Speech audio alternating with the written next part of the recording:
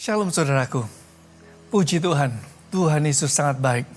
Kalau kita boleh ada sampai detik hari ini dan memasuki bulan di mana kita akan bersama-sama mempersembahkan persembahan yang terbaik bagi Tuhan sebagai ucapan syukur kita. Nah saudaraku, satu hal yang saya ingin terus ingatkan, Tuhan Yesus itu amat mengasihi saudara. Dia tidak pernah meninggalkan engkau. Tuhan Yesus itu baik, sungguh baik dan amat baik untuk setiap saudara. Untuk itu saudaraku, mari biarlah kita terus mengucap syukur untuk kasih karunia yang Tuhan berikan. Bersyukurlah untuk segala situasi atau situasi apapun yang Tuhan izinkan terjadi dalam hidup saudara. Dan biarlah hati kita terus penuh dengan ucapan syukur kepada Tuhan.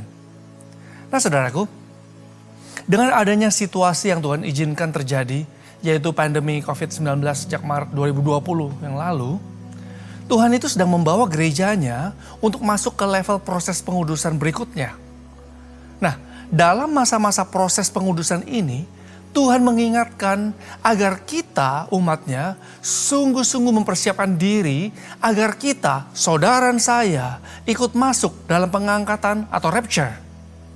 Untuk itu saudaraku, di tahun integritas ini, tuntunan Tuhan melalui Gembala Sidang juga mengingatkan gerejanya melalui Mazmur 24 ayat 3-5. Firman Tuhan katakan dari Mazmur 24, 3-5. Siapakah yang boleh naik ke atas gunung Tuhan? Siapakah yang boleh berdiri di tempatnya yang kudus? Orang yang bersih tangannya dan murni hatinya, yang tidak menyerahkan dirinya kepada penipuan, dan yang tidak bersumpah palsu. Ayat 5, dialah yang akan menerima berkat dari Tuhan dan keadilan dari Allah yang menyelamatkan dia. Nah saudaraku, di ayat 4, ini merupakan syarat-syarat agar saudara dan saya mengalami mujizat dan masuk sorga. Yang pertama saudara, syarat supaya saudara dan saya mengalami mujizat dan masuk sorga, itu adalah bersih tangan dan murni hati. Artinya, keadaan eksternal dan internal, tindakannya harus sejalan atau sama. Jadi, apa yang dipikirkan, diucapkan, itu harus sesuai dengan yang dilakukan. Yang kedua, saudaraku, tidak menyerahkan dirinya kepada penipuan. Artinya, hidup kita tidak diserahkan kepada hawa nafsu, tetapi diberikan atau diserahkan kepada Tuhan Yesus. Yang ketiga, tidak bersumpah palsu. Artinya, biarlah saudara dan saya menjaga moralitas hidup dan memperhatikan apa yang keluar dari mulut kita. Nah saudaraku, hal-hal di atas inilah yang juga disebut sebagai integritas. Dari Westminster Dictionary, itu dituliskan seperti ini saudara. Integritas adalah sebuah istilah teologis untuk menunjukkan kemurnian dan kejujuran sebagaimana manusia diciptakan dalam rupa dan gambar Allah. Untuk itu, dalam masa-masa persiapan untuk kedatangan Tuhan Yesus kali kedua dan untuk mempersiapkan pengangkatan atau rapture, goal kita sebagai umat Tuhan, goal saudara dan saya adalah menjadi serupa dengan gambar Yesus. Jadi, jika dalam masa-masa persiapan menjelang kedatangan Tuhan Yesus kali kedua dan goal kita harus menjadi serupa dengan gambar Yesus, artinya tidak ada cara lain selain kita harus mencontoh kehidupan Tuhan Yesus sendiri. Nah saudaraku, dalam hal ini hanya Tuhan Yesuslah yang dapat kita jadikan contoh sebagai manusia yang berintegritas dan sempurna. Jadi, apa yang Tuhan Yesus lakukan, ini yang harus kita pelajari, lakukan, dan ajarkan. Nah saudaraku, salah satu hal sebagai contoh yang Tuhan Yesus lakukan adalah ketaatannya kepada Bapa dan yang memberikan terbaik bagi kita, yaitu nyawanya sendiri. Di sini Tuhan Yesus memberikan sebuah contoh dalam hal ketaatan dan mengajarkan kepada kita suatu standar dalam hal memberi, yaitu memberikan yang terbaik dari yang kita miliki. Jadi saudaraku, jika kita ada hidup sampai detik hari ini dan mengalami segala kebaikan Tuhan, jangan lupa, ini semua karena Tuhan Yesus sendiri yang sudah terlebih dahulu mengasihi dan memberikan yang terbaik bagi kita, yaitu nyawanya. Tuhan Yesus rela melawan semuanya ini, supaya setiap orang yang percaya kepada Tuhan Yesus beroleh hidup, bahkan hidup yang berkelimpahan dalam segala hal. Jadi saudaraku, apa respon kita untuk membalas kasih dan kebaikannya? Meskipun kita tidak mungkin dapat membalas segala kebaikan Tuhan Yesus yang telah dilakukan, tetapi sudah selayaknya lah kita, sebagai respon kita memberikan yang terbaik kepada Tuhan Yesus. Nah saudaraku, prinsip dalam hal memberikan yang terbaik kepada Tuhan, itu janganlah karena paksaan atau memancing Tuhan. Banyak orang itu karena terpaksa, karena gak enak, karena dilihat orang, memancing Tuhan dan sebagainya. Tetapi bagi kita yang sungguh-sungguh mengasihi Tuhan, kita memberikan yang terbaik karena kita sungguh-sungguh mengasihi dan karena kita memiliki hubungan yang intim dengan Tuhan. Nah, saudaraku, di sini ada dua hal. Bagaimana respon kita dalam mengasihi Tuhan dan mempersembahkan yang terbaik. Yang pertama, respon kita. Kalau kita mengasihi Tuhan dan mempersembahkan yang terbaik, yaitu mempersembahkan hidup kita kepada Tuhan. Ini yang pertama, mempersembahkan hidup kita kepada Tuhan. Seperti di Roma 12 ayat 1 dan 2, firman Tuhan katakan, "Karena itu saudara-saudara, demi kemurahan Allah, aku menasihatkan kamu supaya kamu mempersembahkan tubuhmu sebagai persembahan yang hidup, yang kudus, dan yang berkenan kepada Allah. Itu adalah ibadahmu yang sejati." Ayat 2, "Janganlah kamu menjadi serupa dengan dunia ini, tetapi berubahlah oleh pembaruan budimu, sehingga kamu dapat membedakan manakah kehendak Allah, apa yang baik, yang berkenan pada Allah, dan yang sempurna." Saudaraku, kalau kita sadar bahwa hidup yang kita hidupi ini adalah milik Tuhan, bukan milik kita, biarlah kita sebagai umat Tuhan yang mengasihi Tuhan dengan segenap hati, jiwa, kekuatan kita. Biarlah kita mempersembahkan tubuh ini atau hidup kita untuk kemuliaan Tuhan saja. Selama masih ada waktu, saudara, selama masih ada waktu, mungkin juga masih ada yang di antara saudara masih muda, sehat, kuat. Biarlah kita sungguh-sungguh mempersembahkan seluruh tubuh, jiwa, roh kita, itu menjadi persembahan yang hidup, kudus, berkenan, dan yang terbaik bagi Tuhan. Janganlah kita dalam hidup ini memberikan dari sisa-sisa hidup kita, waktu dan tenaga kita pada Tuhan. Tetapi biarlah yang terbaik dari hidup ini kita sungguh-sungguh persembahkan untuk melakukan kehendak Allah, yaitu menyelesaikan amanat agung Tuhan Yesus. Yang kedua, saudara, sebagai respon kita, yaitu mempersembahkan dari kita yang kita miliki. Jadi mempersembahkan dari yang kita miliki. Nah, salah satunya adalah itu terdapat di Amsal 3 ayat 9-10. Itu ditulis judul perikopnya adalah berkat dari hikmat, saudara. Berkat dari hikmat. Jadi di Amsal 3 ayat 9-10 saya bacakan. Katakan firman Tuhan, "Muliakanlah Tuhan dengan hartamu dan dengan hasil pertama dari segala penghasilanmu.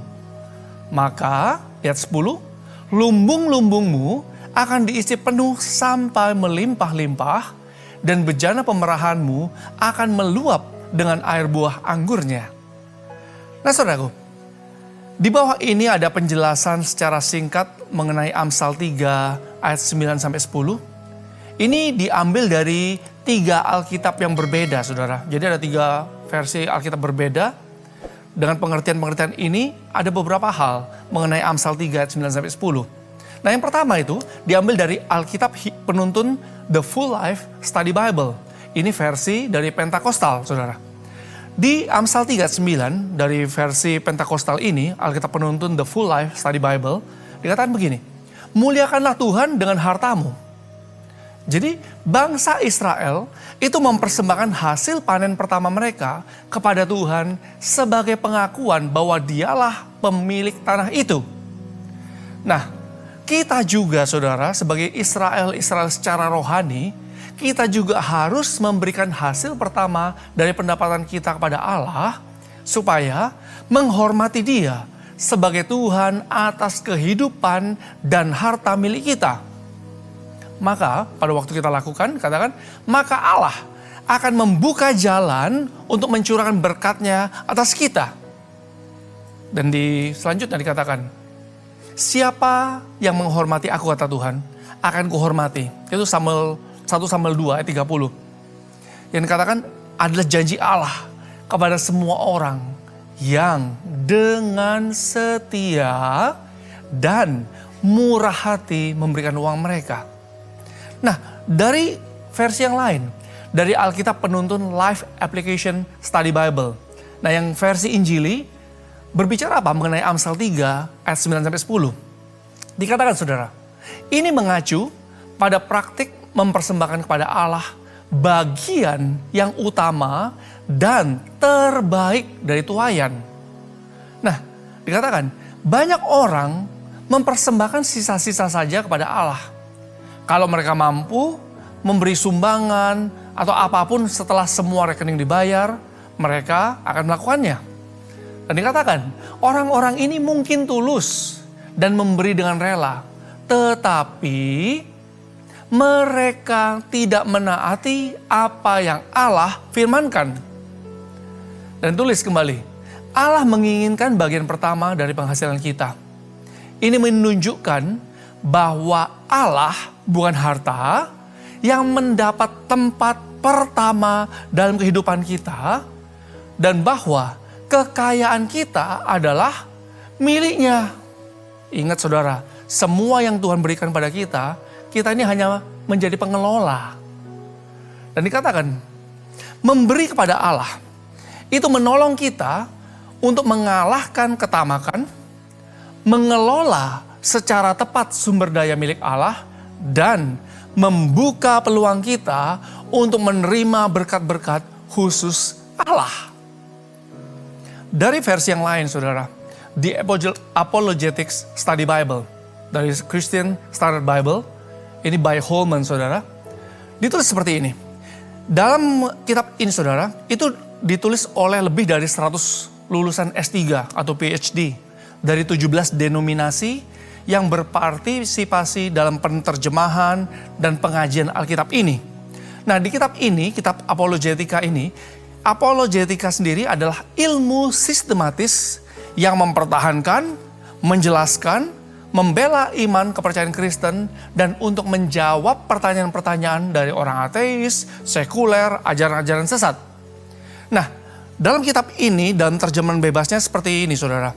Di Amsal 3:9 dikatakan, kitab Amsal ini menunjukkan bahwa perhatikan ya, menunjukkan bahwa salah satu untuk menguji apakah seseorang mempercayai Tuhan atau pengertiannya sendiri, itu dapat dilihat dari bagaimana kita memandang harta dan keuangan kita. Ditulis, dalam masyarakat agraria kuno, hasil pertama merupakan hasil terbaik secara kualitas dan kuantitas dari tuayan. Pada zaman saat sekarang ini, zaman now, hal ini berarti memberikan kepada Tuhan hasil pertama dari gaji kita. Bukan menunggu untuk memberi setelah semua tagihan itu dibayarkan. Jadi saudaraku, dalam hal ini, dari penjelasan-penjelasan di atas ini juga,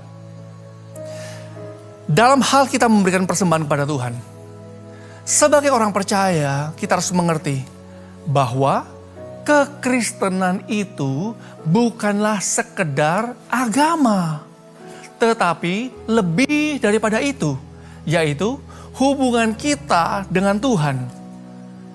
Dengan menjiwai semua tindakan dan hukum yang tertulis dan yang memiliki satu standar dalam memberi, yaitu yang terbaik.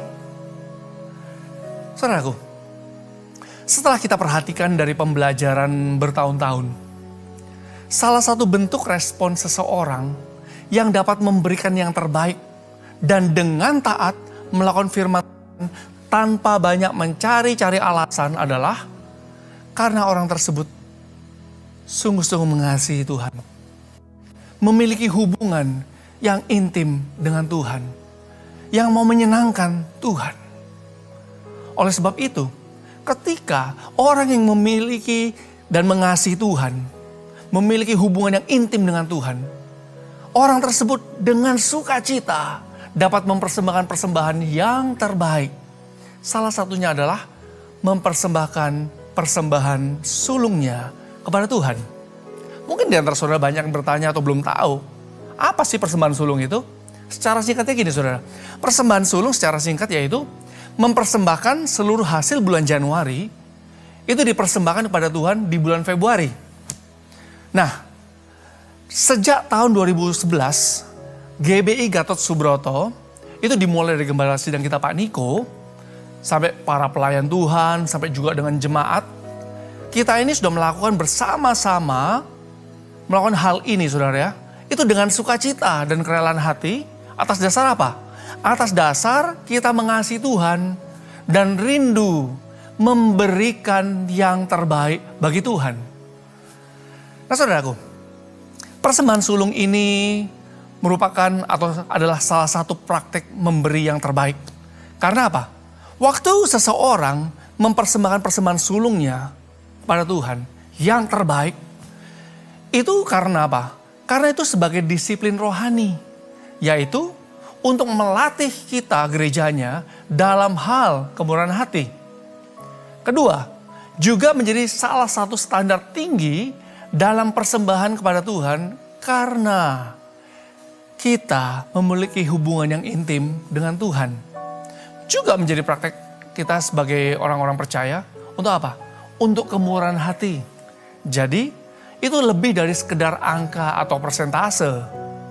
Juga yang keempat, itu adalah kesadaran.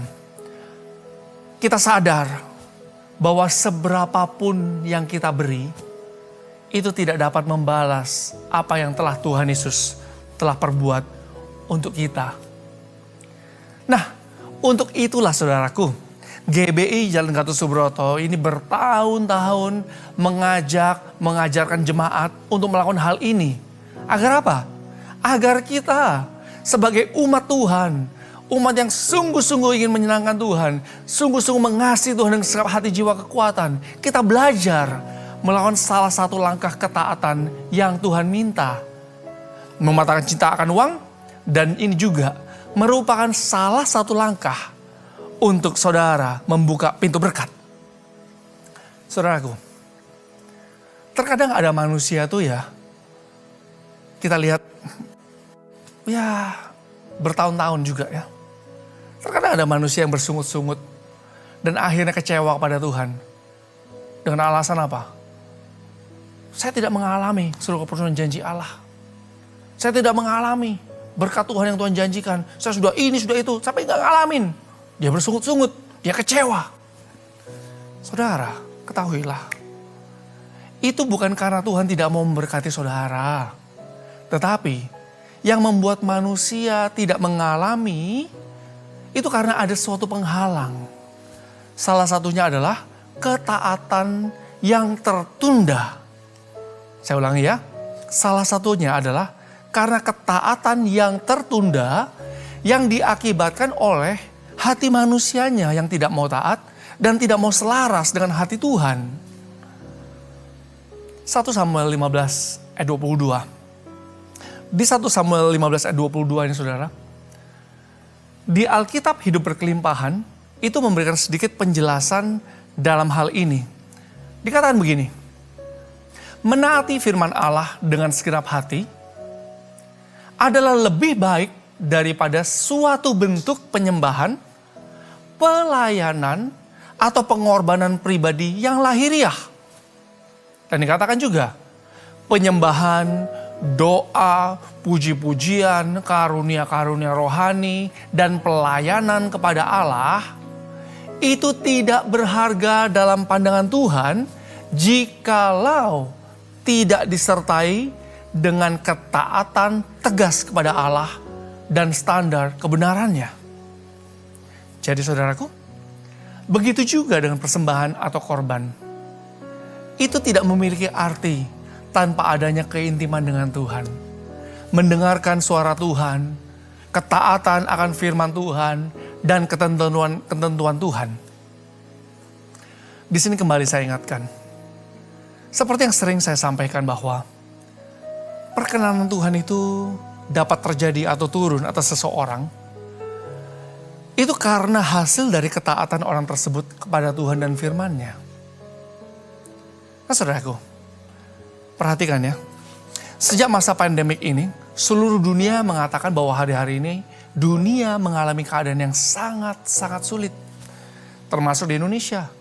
Juga banyak orang yang berteriak mengalami keadaan yang sangat sulit. Nah, justru dalam masa-masa seperti ini saudara, bagi dunia di luar sana, ini keadaan yang sangat sulit atau masa-masa yang sukar. Justru dalam masa-masa seperti ini, Tuhan itu sedang membawa dan mengajar umatnya untuk terus percaya secara radikal, disertai juga dengan ketaatan kepada Tuhan Yesus juga secara radikal. Saat ini Tuhan sedang menantang dan mengajar umatnya agar umatnya memiliki iman yang seperti baja, yaitu hati yang terus percaya, berharap, dan taat melakukan perintah tuntunan Tuhan meskipun tidak masuk akal manusia.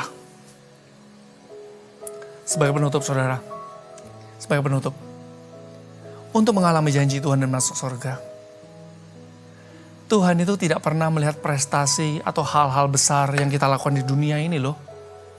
Tetapi Tuhan tuh lebih melihat dan lebih memperhitungkan ketaatan dalam hal-hal kecil yang mungkin dianggap tidak berarti bagi manusia.